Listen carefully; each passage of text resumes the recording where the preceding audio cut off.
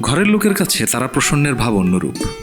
এমনকি তাহার নিজের স্ত্রী দাক্ষায়ণীও তাহার সহিত কথায় আটিয়া উঠিতে পারেন না। গৃহিণী কথায় কথায় বলেন, নাও নাও, আমি হার মানলুম, আমার এখন অন্য কাজ আছে। বাকযুদ্ধে স্ত্রীকে আত্মমুখে পরাজয় স্বীকার করাইতে পারে এমন ক্ষমতা এবং এমন সৌভাগ্য কয়জন স্বামীর আছে। তারাপ্রসন্নের দিন বেশ কাটিয়া যাইতেছে। দাক্ষায়ণীর দৃঢ় বিশ্বাস, বিদ্যাবুদ্ধি ক্ষমতায় তাহার স্বামীর সমতুল্য কেহ নাই, এবং সে কথা তিনি প্রকাশ করিয়া বলিতে কুণ্ঠিত হইতেন না। শুনিয়া তারাপ্রসন্ন বলিতেন, তোমার একটি বৈষামী নাই, তুলনা কাহার সহিত করিবে? শুনিয়া দাক্ষায়ণী ভারী রাগ করিতেন।